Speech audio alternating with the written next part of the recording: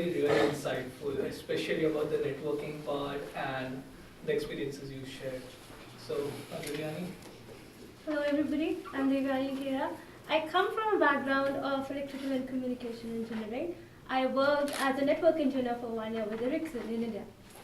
While working, I had a very strong feel. Somehow I was decent in coding, though I had an electrical background, but I could code. I knew that. But working as network engineer, I felt that there was a lot of redundancy on what I was doing. So while coming here, I had applied to every electrical, courses in electrical. So I had offers for electrical engineering. This was the only interdisciplinary course that I applied for. And honestly, I was not applying for this. It was just that it came up on my list and I applied and I got an admit. I came here with the thought that I'm going to switch to software. So the very first semester, I knew I have to aim for software because I wasn't very happy with working as a network engineer. I took up network programming course because I did not have projects on networking or even development or software or code, anything as such. I had projects in like VHDL, Verilog, or maybe some basic C programs. So my first thought was, if I have to apply for software, how am I going to go about it? The very first thought that I had was, let's do some nice projects. I started with that. And then career fair came in. One thing that I would recommend to all of you is whether you are interested in a company or not, go and talk. Go and interact with the people. They know what they want. And they know what they want from people like us.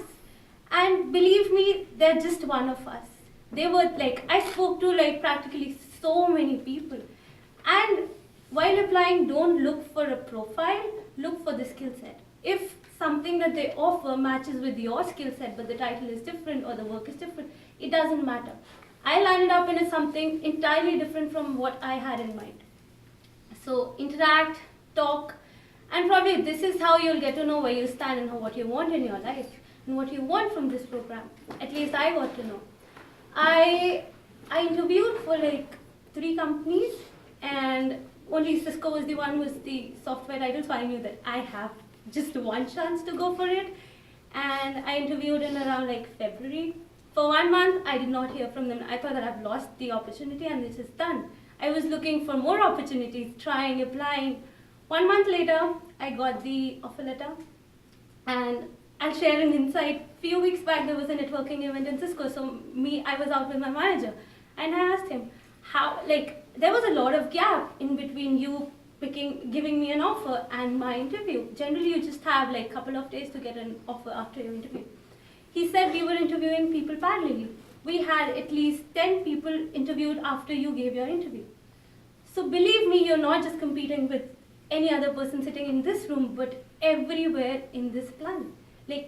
Even people in London, UK, they're applying for positions here. You have people from all across the globe applying for good positions, not just US. You're not competing with ENTS, you're not competing with electrical, you're competing with every single person. So it doesn't have to be you have to make a skill set that fits in with the profile that the company has to offer or they need. It's just, you like this. I have a very mixed combination of skills, but that's okay. That's because I like them and somehow it fits there. So when I started with my internship, I started in June and I landed up in the operating systems team. So my team designs the operating system for the Cisco firewall, ASA firewall. So it not just runs on the firewall, but also all the products that support the firewall. The threat detection engine that Michael works on, it works on, there's another next generation firewall. So it's heart of every hardware that Cisco owns in security portfolio. They had everybody working in Perl or Bash. I had no clue. I was clueless. The only skill set I had was C and Python, C++. But I had skill set in networking. I understood the layer 3 and layer 4 protocols and how they function. So for the first, 3 weeks, I worked on understanding the hardware, the platforms, and how they function, and how Cisco sees them in the future. There's a lot to begin in this industry. And the best part was every single person, I was the youngest, so I was the pampered one. every single person in my team, they were like really helping me out. I just not approached to people in my team, but other teams also, they helped me out. And it might be painful at first because you're putting in a lot of work and you might not see immediate results, but believe me, whether it's for the internship or when you're applying, you'll see it. You'll start enjoying your work and you'll really like what you do. So I was put on to an automation training after that. And after that, I started building automation test cases for verification of the bugs and the new features. So currently, I write testing environment for the bugs that are fixed in the operating system and the new features that are they are in the portfolio of the operating system. So the best part I would say is start early, talk to everybody, don't leave out on anything you feel you might fit in, whether it's weird or not. You'll have a lovely time if you really pick up things that you want to do. It's okay whether this course you expect gives you or not, or you're really happy with this course. It's ultimately what you make out of it. And it has a lot to offer, believe me. That's all.